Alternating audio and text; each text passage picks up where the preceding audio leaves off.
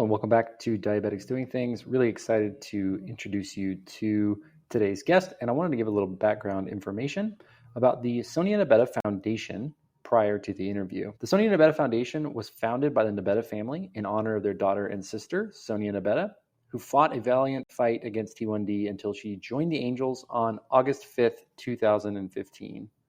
And our interview today is with Vivian Nabeta, the founder and executive director. And our aim for this interview is to talk about patient advocacy organizations who are having an extreme impact globally for people with diabetes who do not have the same resources that we have here in the West.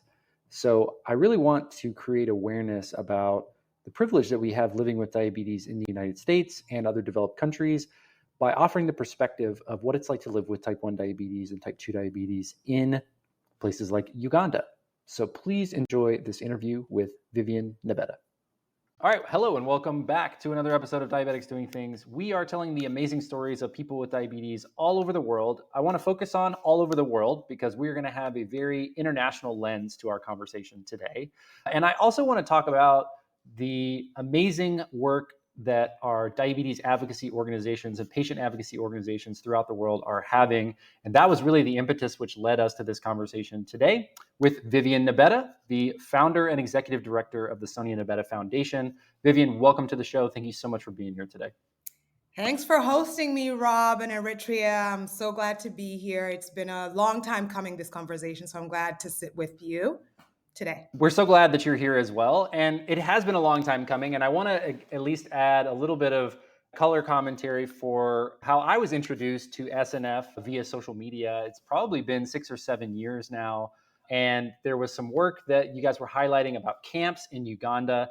And I really would love to give this opportunity for you to introduce our listeners to who Sonia Nabeta Foundation is and the work that you guys are doing in Uganda and globally for people living with diabetes. Because what we know is even though diabetes is difficult and challenging no matter where you are, there are specific challenges for our brothers and sisters with diabetes overseas and in less developed countries that we in the West just do not have, that we don't face. And while healthcare costs and being in line at the pharmacy and stigmatizing comments certainly are difficult to navigate, there are very real challenges that our brothers and sisters face that we don't have to face. So why don't you just give us the overview?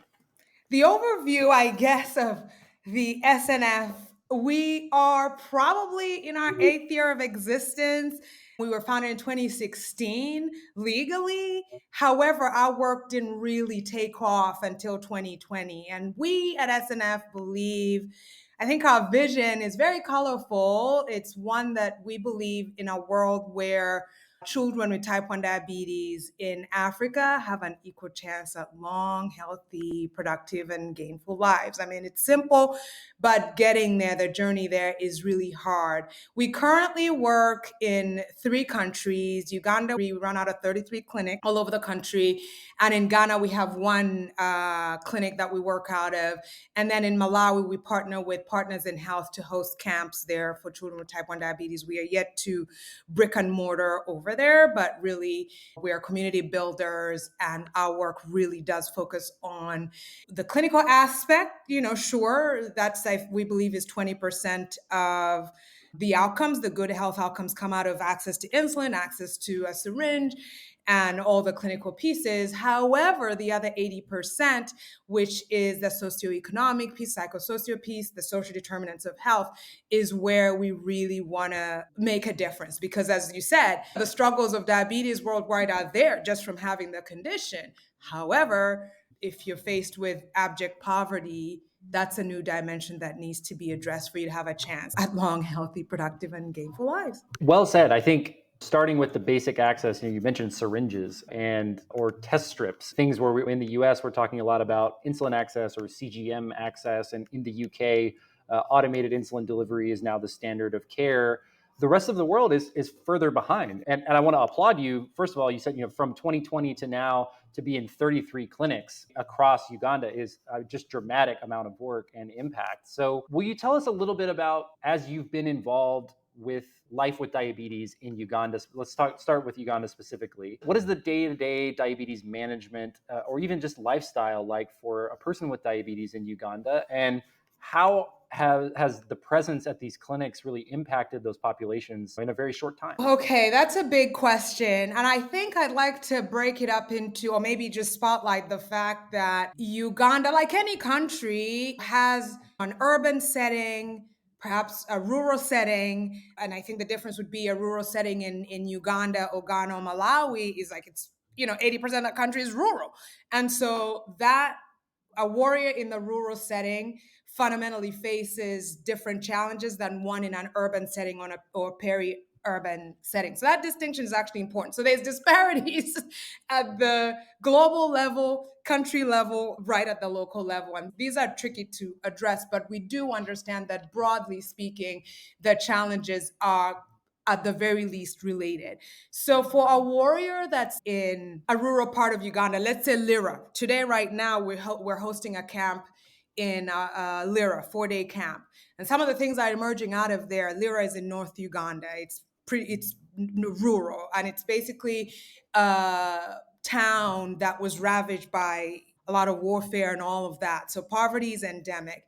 And so a warrior of that hails from Lira, the closest clinic that they have to get to is probably like 30 kilometers for them, which is the Lira. Our clinic there is at the Lira Referral Hospital. So there's the challenge of actually getting yourself to the clinic. And that's why SNF, when we talk about the socioeconomic piece, one of our programs, one of our largest programs, Project Boda Boda, which is anchored at these clinics, is literally aims at addressing just getting to the clinic. First and foremost, get to the clinic. So this is the socioeconomic piece that I'm talking about. So of course, when you get to the clinic, the way the clinics are set up, we very much believe in the lived experience being a core part of our care model. So you have a nurse at the clinic. All our programs are nurse led or clinician led because, I'm sure we're going to speak about this. The capacity of diabetes experts at the doctor level is virtually non-existent. So we live and die around the nurses and the healthcare workers and clinicians. So anyway, each clinic is at the helm is a nurse or a clinician, and that nurse or clinician is supported by job description that we call the warrior coordinator. Now, what's a warrior coordinator? A warrior coordinator is somebody who has lived with type 1 diabetes for at least 5 years, is over the age of 21. They've gone to school, so they have basic English education, understanding of English, but also speak a local language. So their role at the clinic is really to support the nurse with mundane tasks, but also to educate. So we're hoping that the lived experience and the disease proficiency at the warrior coordinator level does pass down to the warriors that come to the clinic. But also, more than that, the mentorship, the inspiration to want to be a role model at the warrior level, and all other peer support is really anchored in this warrior coordinator. Moreover, I think what's important to understand is that there's a lot of nonprofits and donation environment in low income countries in Africa, Southeast Asia, whatever, but we're not going to exist forever. So you do want to build into your programs a level of ownership. And we believe that with warrior coordinators right at the clinic, they're invested in the clinic succeeding. And so with that, if it comes down to we're trying to mobilize the local government to then support the clinic going forward, organizations like potentially CDIC, the Novo Nordisk insulin program, or Life for a Child, which brings Lilly insulin into the country, when they go away, we at least have a galvanized and an activated community at the clinic level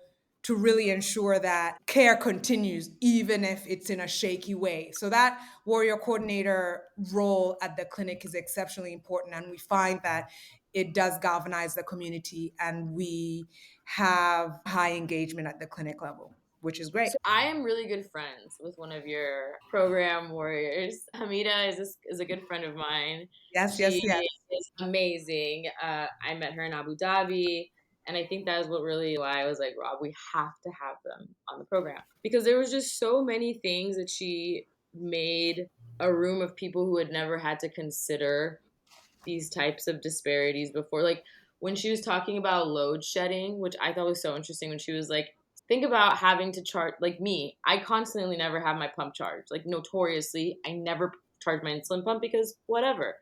And when she was standing there at the front, she was explaining to us how you can't even keep your devices charged in some areas because there is no electricity, literally. So the option of technology, even if your family could afford it, which most of them cannot, is not even on the table for you. So that to me was so unbelievably perplexing, and also just like very, like, it put your feet on the ground. You know what I mean? Like, come back to reality, which Yeah. is that most people don't have the access to these things or to providers at all. Well, I also I want to reiterate too, like when we think of developed countries, and there's some sort of principle, and I'm paraphrasing here. So if you're out there listening and you have the principle, please message me. But it's like when you experience technology so frequently that you begin to take it for granted. And the talk that I was listening to was talking about Amazon Prime is like buy with one click button. At one point, that was a tremendous innovation, and now we take it for granted here in the Yep, West. exactly. So when you think about infrastructure, we take for granted in the United States electricity, plumbing, air conditioning in Texas. If you were born in the last 50 years, you just take as part of the way of life. So One to translate that to Uganda and these rural communities throughout Africa, that's just not the case. That infrastructure doesn't exist. No. And if you think about some of the basic necessities of living with type 1 diabetes in Uganda, Ghana, sub-Saharan Africa, I mean, you have to take it right from, not to be philosophical, but Maslow's hierarchy of needs. We're still very much at the bottom of the pyramid. Your physiological needs are hardly met. Food, water, clothing, shelter. These are the basic needs at the bottom of the pyramid. So we're still struggling with those.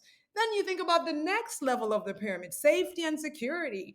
Do I live in a safe environment? Am I secure? Do I have family? So I think these considerations on this global stage are very important to highlight because, like you say, Rob, taking these things for granted, we're still very much behind on many things. And these considerations are very important in conversations like we're having today. I also want to go back to specifically the warrior coordinator role. And you talked about sustainability of this impact. Like you said, this may not last forever. We can't guarantee that the infrastructure will always be in place. So we've got to build, at least at a grassroots level, a sustainable, and just have these warrior coordinators meeting with these healthcare workers to at least establish some sort of network of knowledge, share, and community support.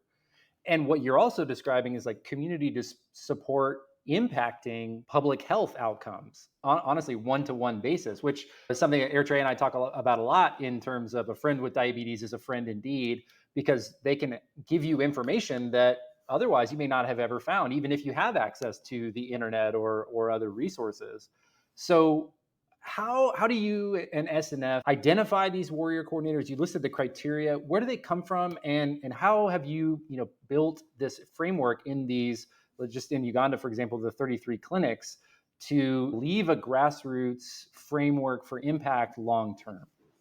That's a very good question. Initially, so when we set out in 2020, it was COVID that really jolted us into, geez, what's happening? There's a humanitarian crisis. We got to do something. So when we started out back then, during COVID, there was an access to clinic issue. Uganda, having been a record holder, the longest and most strictest, COVID regulations, we really suffered. And so because of the community we had built before 2020 through the camp program that we had, when COVID happened, we were getting jammed with, oh my God, we can't get to the clinic. Oh my God, how do we insulin? It was a humanitarian crisis. And so how do you intervene?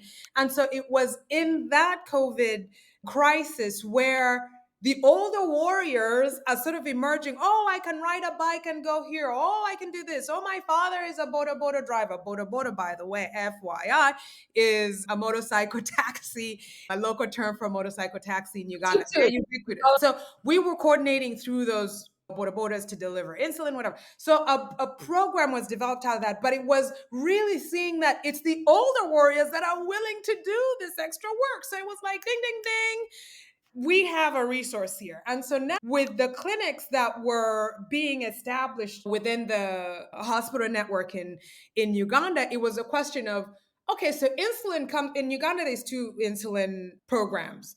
The CDIC program, which brings insulin from Denmark, Novo Nordisk insulin, and Life for a Child, which brings in Eli Lilly insulin. So insulin access technically is there if you can get yourself to the clinic. So it was just a matter of now organizing around this insulin delivery system. Okay, how do we then dedicate a nurse? How do we then get support from the warrior coordinator, put a warrior coordinator there? What's their role? How do we recruit them? So we already knew the nurses exist because these facilities, we have an MOU with the government. So this is government hospitals. So they give us the mandate, you can go and whatever. So the nurse is provided by the government. However, their mandate is not type 1 diabetes. So you got to sort of figure out a way where you can cordon off their already strained capacity to give us a day or two to focus on type 1 diabetes. So you see, so there's already that. So we build a program on the nurse. Now, we know that on that day, for example, we have a clinic in Arua, north of Uganda, close to the Congo and South Sudan, 250 warriors. How do you see those in a month? So basically, how is capacity managed given these constraints? So you're like, okay, maybe that nurse out of their community can identify. So initially, it started with them identifying people who met this criteria over 21, they can galvanize the community, whatever. So they needed to tell us, we're not going to impose or do whatever. You tell us as first order of business. So, and also for buy-in. So in other words, for the program to be successful, you want to make sure that the nurse, they feel involved in the decision making. So that's basically how it all started. We knew there were warriors in the community. We got recommendations and appointments from the nurses that were running the clinics, and then off we went. And so this is 2020. And initially it was a 1-year program. We're like, oh, we'll renew your engagement at the clinic. And so 4 years later, a lot of those warrior coordinators are at the clinics because it's a source of economic gain, because some of them, after they finish school, there's nothing to do, and so this is like a job. And so the way we're looking at it in terms of how do we grow this warrior coordinator initiative so that it has lasting power beyond the work that we're doing, it's like, okay, perhaps we need to build an education, a learning curriculum, leadership curriculum that is certified. So we then have diabetes educators right in the diabetes community. Can we do that? And so this year, matter of fact, in November is going to be the launch of this initiative. We've put together a fairly comprehensive education curriculum, which of course the goal is to have disease proficiency. Type 1 diabetes proficiency is everything. I mean, you got to understand the math, the decision, it's all around understanding the condition. So we have the disease proficiency piece down packed, but also the leadership, the ethics, confidentiality. This is a medical space. So it's going to be a pretty solid program, which we're excited about, and thinking that once we get it certified, perhaps with the African Society of Pediatric Endocrinologists certifies it, then actually provides our warrior coordinators with skills that they can use outside SNF. So for example, if Sans Frontières calls and they have a diabetes crisis in Haiti and they need some warrior coordinators, they just come from this pool of certified educators and they fly them out and they do whatever. And that's an extreme example, but even like locally, next door, Kenya might need something. So I think building this where you put it out there, in terms of inviting people who qualify to the program, I think that's going forward going to be the way that we strengthen this initiative and put it in the sustainable space, I think. It's grand and ambitious, and it's really interesting because it starts with warriors, and we've talked a lot about warriors on this interview, but what I want to talk about is where they come from. I've seen via being connected with SNF on social media over the years, you see the camps, you see the stories, you meet the faces of the people who are living with diabetes. Talk about the warrior program, because like I see the end goal. To me, it's so exciting that these people who have come through the program could end up being certified diabetes educators in a place that doesn't even have one single certified diabetes educator, and can have a lasting impact on the community, not just there, but elsewhere. So let's talk about like, where do these warriors come from? How do they come to you at SNF? Okay, so then maybe we'll go back into the history of SNF and how we all got started. First of all, when you're faced with a sudden unexpected loss, you can be sort of quite reactive. And so with my sister, this is why we're here for her short life. It was like, what do you do? So you want to honor her.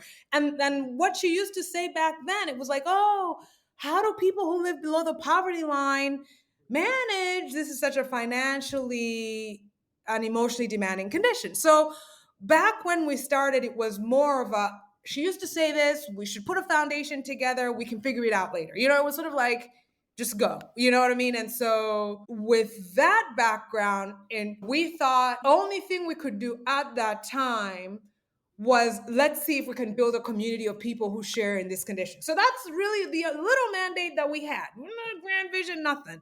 Just that little get community going. So we had our first camp August of 2016.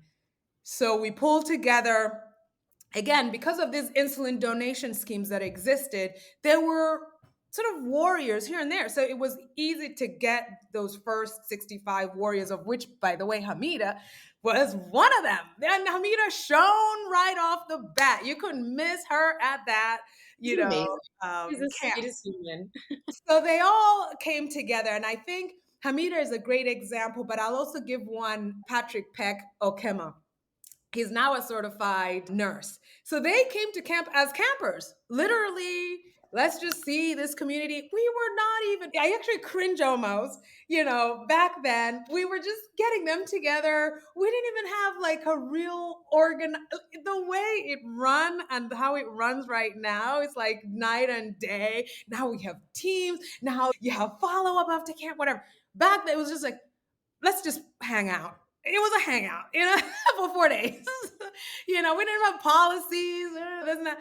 So there was a lot. So that's how basically we started in 2016. So we host that camp, and it was through camp experience that, okay, something is going on, communities building, and they were from all over the country. So they go back to the clinic. Oh, have you heard of this? Then we set up a WhatsApp group actually as well, unmoderated. Again, this was all just build community. There was no big vision at that time. It was really very, very emotional, more than it was strategic, if that makes sense. Let's get people together. My sister's life has to have meant something, kind of a thing, if you know what I mean. And so that's what it was in 2016, 2017. 2018 is when Chris Rutan, I think Chris, came to one of our camps in northern Uganda, and again, very community oriented, no clinics, nothing. And so it was through this community of camps that we started to put structures around. One, we're identifying people that have potential. Like I said, Hamida is one of them. Peck is another. All these warrior coordinators that you see today, camp counselors, emerged out of clear talent at the camps. And so it was a question of how do we nurture them and how do we build around their potential? And from there, we were off to the races. And when I mentioned Patrick or Peck, as the community knows him, he came from warrior, camp counselor. Camp counselor is like, I want to study nursing, understand the disease better. Okay, become a nurse. We need capacity. We know that's an issue. The healthcare system has none. Yes, become a nurse. So he goes through the nurse training. We recommend him for the ADECA. I'm not sure if you know the ADECA training program with ISPAD. It was, I think, developed by ISPAD and a couple of other partners. And so he gets that. He gets the certification. Now he runs a clinic in Gulu. It's like, what? Over the course of 8 years. So a lot of this stuff it happened incidental, but now it's because we're now sort of focused. We know what we're doing. We understand the lay of the land. We're off to the races, I think, It's incredible. I want to compliment you because what you're describing, you say we didn't have a grand vision. We didn't have a really strategic plan. We didn't have milestones. It wasn't grown up, but you saw the opportunity and you followed your passion. And I think it's be the change you want to see is sort of maybe taken for granted or over editorialized or whatever you want to say. But you don't necessarily need a plan to get started. And to see just in terms of Peck's story, he may have found that path on his own, but it took that community aspect. It took the gathering of those 65 warriors in that first camp to just hang out, to just meet each other, and I mean, you couldn't have known the impact that it would have had, but it led you to the next thing. Yeah. And I think that's something when we talk about community and when people reach out to me and they say, well, hey, I want to get more involved or I want to find community in my life, I sort of always respond with, well, be the change. Like you can have a coffee shop meetup. You can say, hey, I want to meet other people in my area with diabetes. I want to start something, but you have to get started. And I think that fear of the blank page is, or that maybe judgment of, well, this is just a community meetup, or this is just an opportunity to meet people. You don't know how impactful that can be in the long term. Like Martin Luther King said, just take the first step. Just the first step. It's so funny that you gave us a quote because I was about to give a Rob Howe quote, which is if it's a Rob Howe quote. But he used to say, because people would be like, oh, I want to start a podcast too. And Rob would just be like, do it. Like, just show up. Take one step in whatever direction you're going. Are you going to go where you want to go? The Rob Howe part is, I don't know, but you're going to go somewhere. Right. I think you said that to me once. Just start. Because I think, like you said, with one gentleman, it shows that that became a journey. But man, I didn't even, wow. Well, Wow. I think that's like, you couldn't have known what it would become. And it was an outpouring of love and grief and striving to remember someone close to you. And I don't know, there's some sort of inertia in the world where if you put your heart and spirit into something and if you find that alignment and you find that momentum, you don't know maybe where it will lead, but it will lead somewhere unexpected. And that could be the difference in someone's life. And so I think the 33 clinics and however many warrior coordinators have dramatically improved the lives of their communities around them. Without that first meeting, it would not have happened. And so I think, like, never underestimate what you're capable of. And with a shared mission and vision and finding momentum and relying on the community and people showing up and people saying, hey, I want to be part of this. And people saying, oh, I want to do more. And like you were talking about, some of your warrior coordinators, becomes their job. It becomes their career. It becomes an opportunity for them to go have an impact globally even. Those types of things, you can't start with that as the end goal always, because you may not get there that way. But when you focus on the right things. If you're like, wait, it's going to be this big thing. You're like, no, I'm going to go under my blanket, sleep, and never wake up. You can't. You got to start with bite-sized stuff. Unless you come with the trust fund and things just work out for you. It's a different kettle of fish when you're a normal human being just trying to have your little contribution in the world. You got to take it bite-sized, is my opinion, because it's easier to chew when it fits in the mouth. That's right. My dad used to say, how do you eat an elephant? One bite at a time. So now, by the way, I do. I know. That's how I remember him with his quotes. That's just part of it. I want to ask about something. When people hear about Sonia Nabeta Foundation and they want to help and they do platform some of the warriors and then maybe don't do a great job of following up, I will not name any name. How can we help with that kind of social awareness? Like, we are a larger community. The way that you guys did community in Uganda and now it's 33 clinics, how do we do that worldwide? How can the diabetes community do more things with social awareness to help the Sonia Nabeta Foundation? A fair question. Look, I think the first thing that one has to remember is that at the end of the day, we're legally constituted as a nonprofit. And so therefore, generating income is always a big part of our objective because we want to be sustainable and do more. And so I'd say with all these platforms and people wanting to get engaged, without sugarcoating it, fundraising is a huge one. It's a big one. Sustainability comes from funds, so we welcome support there. I think too, what you're doing now, Eritrea and Rob, I think giving us this space, you're not just speaking to me, you're speaking to Hamida, Peck, and all these people that we really should connect you with. So you put a spotlight on it. Raising awareness for type 1 diabetes in low resource settings is exceptionally important, because I might give an example. I was invited to speak on a panel at a technology-oriented conference. But really, when I was there, thing at that conference was focused on the Western world. It's like regular blood glucose monitors are extinct. And I was like, actually, if you think about the population of people with diabetes, CGMs are top notch, but there's like 1%. Like, that's even here in the US, honey. I hate to say. Access to a CGM is this thing. So you can't have that be a standard you can't come to a conference of that nature and say that this should be the standard of care when you're like, no. That's 1%. That's their standard of care. The rest of us are just asking police, can I get 3 strips a day for my blood glucose monitor? That's all. That's all. I want to double down on this because I also attended ATTD for the first time, and while I found the sessions, especially the ones on access and healthcare disparities, extremely illuminating, there were some terminology across the board, like sort of at the high end of the conference. And Eritrea and her team at Diatribe have done amazing work on the Time and Range Coalition and working to adopt time and range as the standard for diabetes care. But there was another term that was introduced this year called time and tight range, which I saw I'm doing it because I was sitting there, I'm thinking, wait a minute, we just got time and range figure, onto the table, and now we're already going to compress that down. So there's more opportunity for people to feel like they're left out. And I just felt like a very, okay, folks, let's read the room here. Let's really look at what people are going through on a day-to-day basis. That's what I'm saying. The room that those people are in is not the room that Hamida and other Americans are in. They are in a different room. Yeah. It's very the Capitol Hunger Games District Level 12. Like it's all so same. And it's hard to watch because, of course, the mandate of the conference is fantastic. Mission is fantastic. Bringing people together, amazing.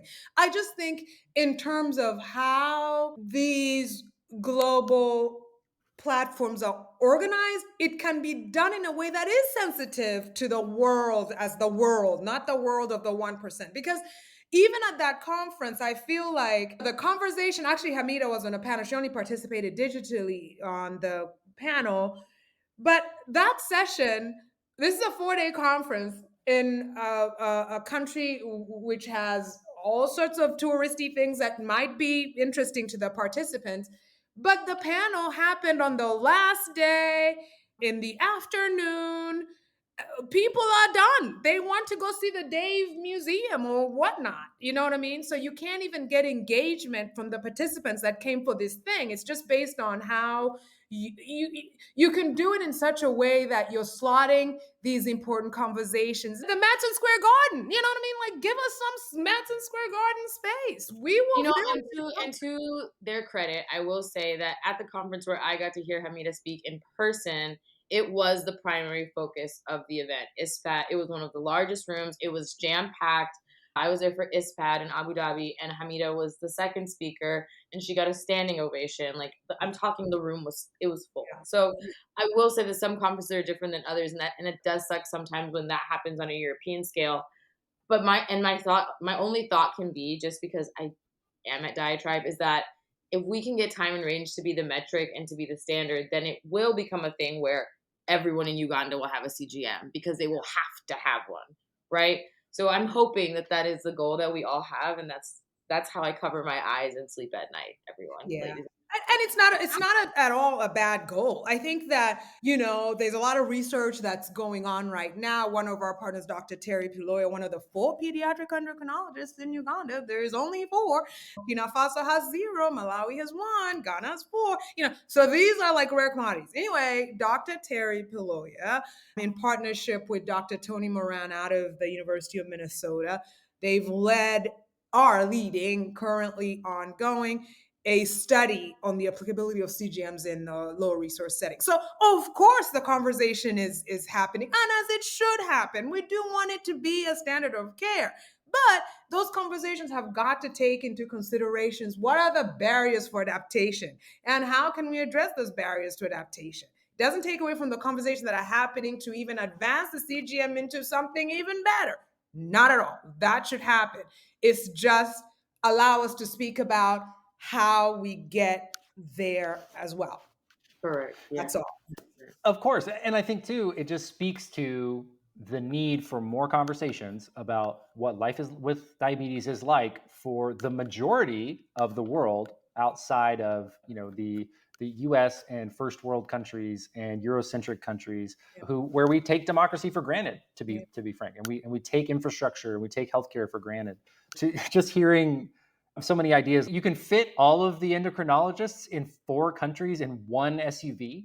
Like that idea is so tangible to me. We have a problem here in the US, but our problem is we have 8,000 endocrinologists. It's like the scale of the problems is dramatically different. Yeah. And that doesn't make one problem more important than another, but it just really highlights to me the need for more patient stories to be at these conferences and on these panels to share what it's really like. Because until you hear it from someone, you have no idea. We're just kind of sort of ignorance is bliss, as they say. So, I think that's part of why we want to have these conversations. I'd like to have the discussion about the importance of highlighting these community members and telling these stories, but doing so in a way that sets them up for long-term success and is not a check the box type of situation where we're signaling that we're very much highlighting these stories and we're very much on the same page, and then sort of nothing happens and there's really no support or there's no ongoing collaboration. Because when I think of sending or spreading awareness, or in the US, we have the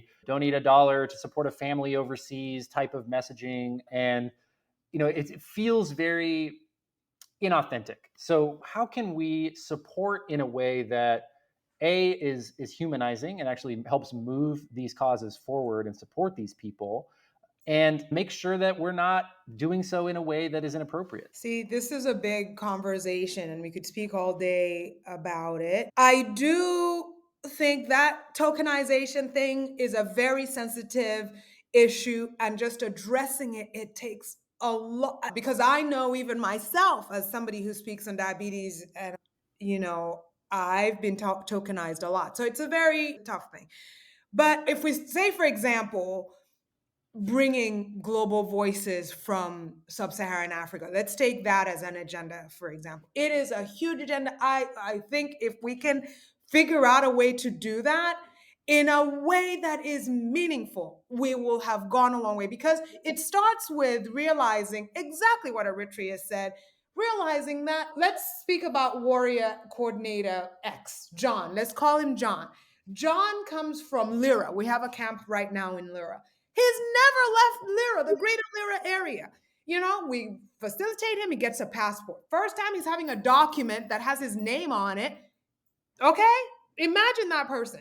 Now you're getting John, who's just got a passport for the first time. Yes, he speaks English and can communicate, and he's a powerhouse in his community. Contextually, culturally, he gets it, Now you bring John to travel from Lira to Entebbe. How many miles is that? He's now coming into a whole other district.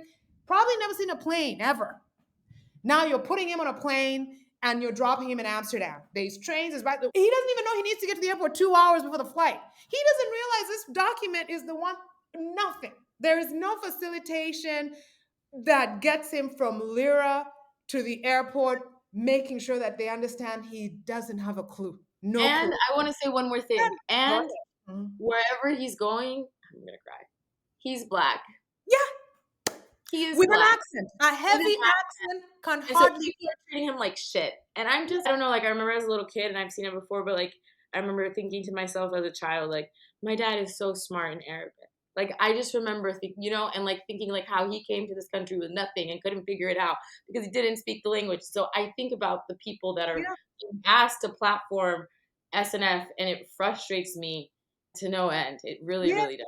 Yeah, so that consideration, exactly what you said. They then land in Amsterdam, and they're Black. So, but no one is even holding them at the airport, taking them to the hotel. The train signs are somewhat in English, I guess, but you're not even sure you're looking for a train sign. So basically that acclimatization and planning around that, just at the conference level, that consideration doesn't exist at all. I haven't seen a conference yet that considers that.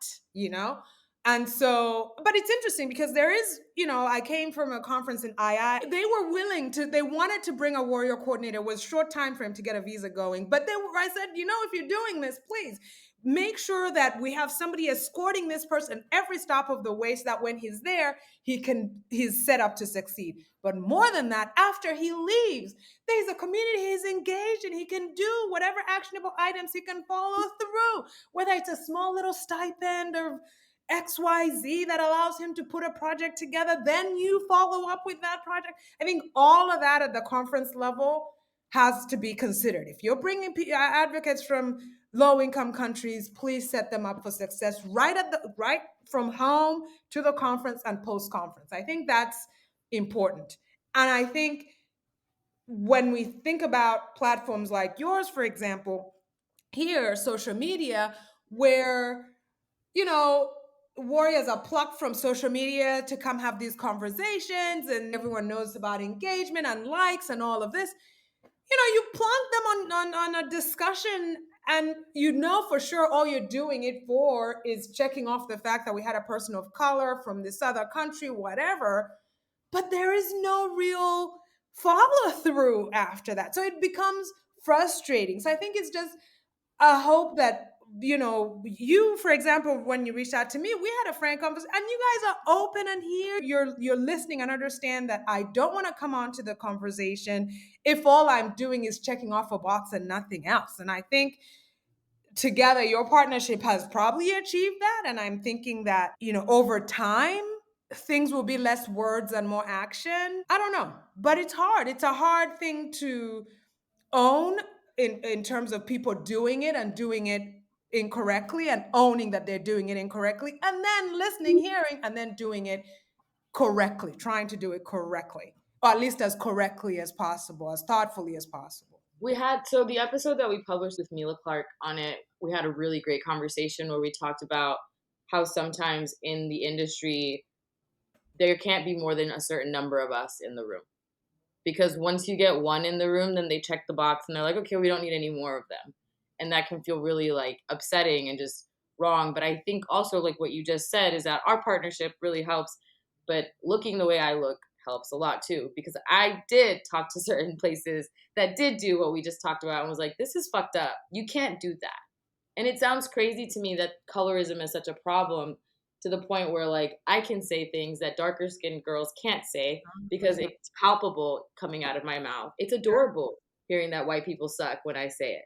But when someone darker skinned says it, you're the angry black girl. So it's so interesting to me that, not interesting, but it's hurtful to me that this is still going on. And I hope that the conferences that we are privileged to go to will start to think about not just the patient, not just their perfect patients, but all of the patients of the world, all of the people living with diabetes of the world, not just the ones that fit a certain socioeconomic gap or in a certain Eurocentric place, but everybody globally. Because that's what those conferences are for. Yeah. I think in time, like I said, IATA, for example, is willing to listen, Vivian, help us design this conversation, And I think more like that, we operate like that. You have to be really nice though. And I feel like I don't have to be so nice. You know what I mean? I can say crazy stuff.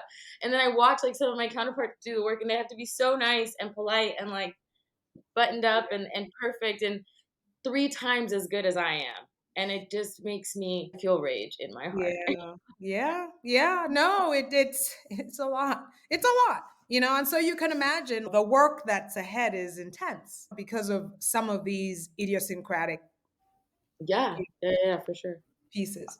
I think too, and we've talked about this a lot more recently as well, it takes so little effort to wonder what it's like to walk in the shoes of someone who you're putting in these positions, and to think about them first. And when you talk about advocacy, like to me, it's advocating for other people first of all. Is you can't have advocacy if you're not thinking of it this way. You can call it advocacy if you like, but it doesn't, to me, measure up if that's the case. And again, back to kind of what we talked about earlier about being small but intentional, and not knowing where it's going to grow to, but say, hey, I don't have the ability to change this on a global scale, but I'm going to do this one thing right. That sort of momentum within, whether it's organizations or whether it's conferences or whether it's personal projects or it's social media, I'm going to do this one thing right, and I'm going to change the way that I operate in this because I've learned something different. I think that is what we need more of, not just in diabetes, but just the world in general, is a willingness to look across at someone whose experience is different than yours and say, all right, well, this is important for me to highlight and for me to celebrate and for me to support, not just because it's convenient, not just because we have demographic numbers to check, that we have an initiative to make sure that we're compliant in, but because it's simply the right thing to do. And for no other reason than that, no monetary benefit, no extra gain, no extra reach, no whatever the The right thing to objective do is may what be. the world looks like, right? Like it's how can we get a better world if the world that they like the room that I step in doesn't look like the world all around us. You know what I mean? It just looks like what the world looks like to them because they surround themselves with people like them. So I'm just like, I'm lost. Way. SNF is headquartered in New York simply because, fundraising purposes, 501c, whatever. So we're here in New York. So it's a U.S. organization. However, our work is in Africa. Africa, we are all Black. These conversations where you're not, we're just like, woo, what is going on? Just let us in, allow us to be in. Like, it's a very different, the audience that I going to be listening to this, they're probably like, oh wait, what are they talking about? What, that's an issue? You're Black? What? So it's interesting that they globally, population wise, people of color outweigh people of not color, but then we were Well, I here. think we have this very unique ability to make ourselves the main character in the United States. I mean, for example, like New York is the center of the universe. Madison Square Garden is it's right there. And I think when we think about everyone in Africa, for the most part is Black. Like all these rooms are, and like that is for somebody who lives in the rural United States, they've never even considered that. And so, I think our ability in the West to get outside of our own perspective and realize that there's some shocking statistics. You were talking about passports and documents with someone's name on it for the first time. A shocking number of U.S. citizens don't even have a passport. They have no interest in leaving the United States borders for whatever reasons. And I think that speaks to, again, this sort of very insular, very not inclusive culture. Also, like, on the scale, like you said, okay, I'm gonna say something crazy. You're gonna look at me like I'm crazy. You said most U.S. people don't have a passport. Most people in Africa don't know what they were born because most of them weren't born in a hospital, so they make up their birthdays. Like my dad's birthday is made up. Setting that day, could have been maybe I we think were it was planning. raining. My grandma said it was raining, and so because it only rained on the second Tuesday of every other April, it has to have been this day.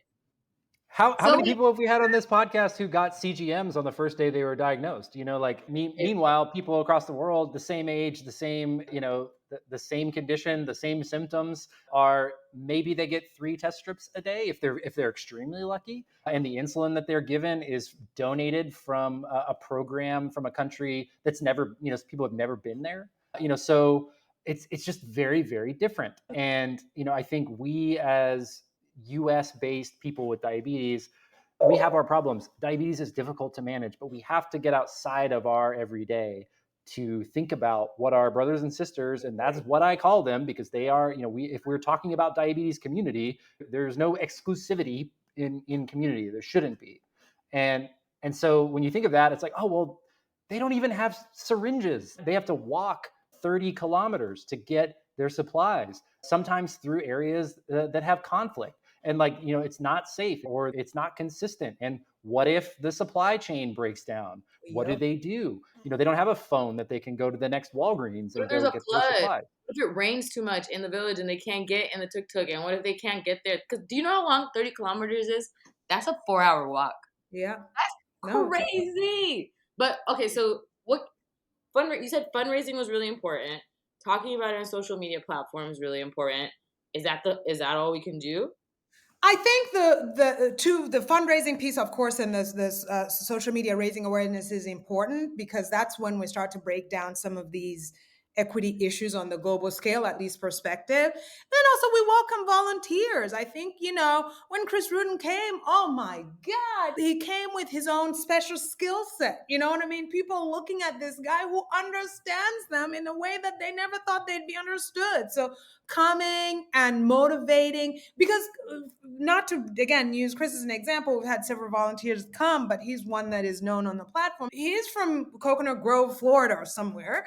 But he was able to just figure out a way to not be the white guy in the room and still be understood. I don't know how he does it, but he was able to do that. And I think that level of understanding where you step back, you absorb, and then you deliver. Because nothing like coming in and you're the all-American guy. Oh, I got it. You're motivating these kids who can hardly understand what you're saying. So I think volunteering is important. There's always a lot of roles at the camps and now as we're growing through the clinic network, and we're trying to set up a center as well for type 1 diabetes. So I think that there'd be a lot of volunteering opportunities, which eventually in time, we don't have a capacity on our website to populate it as frequently as we'd like, but coming in and doing research around perhaps insulin that doesn't need a fridge, so you don't need a fridge to store insulin. So there's a lot of opportunities around volunteering, which might not be as technical as I just mentioned, but just coming and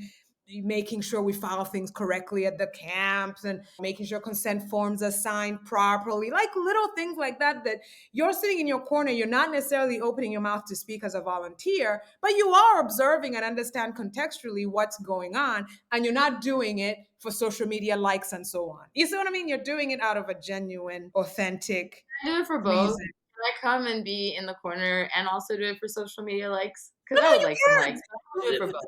Social media has a very important thing, but it's like we've had a volunteer before. I'm gonna mention names, who came, and you could see they're sitting. With everything they were doing was for social media. We could not get them to do our work. We have no issue to use social media, but please help us. We want you here on camp because we have all these files that need to be filed away. Make sure we're compliant with X, Y, Z. Just do that. It's a small task. We couldn't even Not get get your selfie. Not just get your selfie and leave, girl. not Not, just exactly. So no. that's one thing. I have no issue with social media at all. Come do, it's helpful to SNF, but do your work as well. Don't come and again tokenize us. I mean, Basically. sometimes no. I listen. I am a certified hater of people who go on mission trips. So certified hate me. So yeah, no, I'm with it. I want to figure this out. Okay, now I want to come to a camp. I, That'd be I so think fun. though, like I definitely understand, and I think people who go on mission trips for the wrong reasons. I think you have to like look inwardly at like what am I going to do? Why am I doing this? The best way to get social media likes is to do something impactful, is what Yeah. I think. And so whether it's views or whatever the case is, and we can get into another long diatribe about the modern media landscape and what it rewards and the negative signals that it sends back and forth. But again, back to examine your heart. Why are you asking this person to come to your event? Why are you highlighting these stories? Is it for personal gain, or is it really to help support a mission of an organization or a specific people? And again, like brothers and sisters with diabetes is not something that I say. Again, like we are all people, and we are all dealing with this horrible disease that we none of us asked for and none of us can get rid of. So what we do in between the times that we have identified that we've been part of this cohort, this community, and the time that we check out is really how I will measure the impact of each other's lives. And to your point earlier, Vivian, even if it's just to get a couple people together, that type of impact can grow. That momentum, those ripple effects start to happen where we're having people's lives being changed, more diabetes educators in a place that desperately needs them because one person or a group of people came together and said, all right, we need to do this. And that's, I think, where I'd like, as we kind of wrap up the conversation, the call to action to follow and help support the message. Tell your rich uncles to open up those pocketbooks and donate. Open your purse. And like get kind of out of that consumer mindset and say, how can I sub out maybe a purchase for an impact donation for somebody that I'll never meet but that desperately needs it. I think that's where community activation and activism and advocacy look different for everyone, but that I think is something that can really connect with people, and I hope that they can view as a way to be a true partner to these community members overseas, so that we're not having this same conversation 10 years from now. We're talking about 1,000 clinics, and we're talking about hundreds of diabetes educators because of one small spark. And I think that's my hope for the future of diabetes care globally. Same here. Same here. I mean, if I have to just add to that, I think you've capped it up, pretty well. I think that's really comes down to just do one small thing. And that small thing you just never know, because you're starting something, and the effort to start, once you break that, you're off to the races, regardless of the outcome. You could fail on that first step, but you get back up and then you try again, bite size. You've basically captured it. And I think that what you're doing here, diabetics doing things, you're really doing things, in all honesty. Not to be corny, but you are doing things. I think I love corn. Corn. Hey, It's and you know corn. what? That I love that, because if nothing else, we're doing things like, you're right. We may not be successful in the way that society wants us to be successful all the time, but we're doing something and we're leading ourselves somewhere. And like you said, I love what you said earlier about, we're not going to be able to do this exact thing forever. But what I hope we do is to leave a sustainable framework to lead us to somewhere else. Last year, we were working on a project where the impetus was, there's a diabetes creator out there somewhere who doesn't have the support that they need currently, who could change the world of diabetes for everyone around them. We've got to find and support those people. And that's probably, it may not be us. I know it could be a person who's going to be a future warrior. It could be somebody who's already a warrior. It could be somebody who's already, been going to a conference or is just waiting for the right opportunity to speak up. So if that's you and you're listening to this somehow, let's keep it going. Let's get started. Let's take that blank page and turn it into something. you summed it up. Well, Vivian, thank you so much for coming and chatting with us today, and for being, again, I think last year when we had our first kind of initial conversation, I came away with that just feeling so confident that we were aligning with the right people, and that we had a shared vision of what this conversation was going to be like. And I think it just speaks to the universe sometimes provides really interesting and funny and amazing synchronicity for us to be having this conversation on this day. And so thank you to you and your family for all the work that you're doing globally for people with diabetes. It's been a real pleasure to have you on the show. It was an honor being here and speaking with you guys. I'm happy to be back whenever you need. And I also have some names of you people to speak with on this platform. So I'm looking forward to more. Thank you for inviting me. We are as well.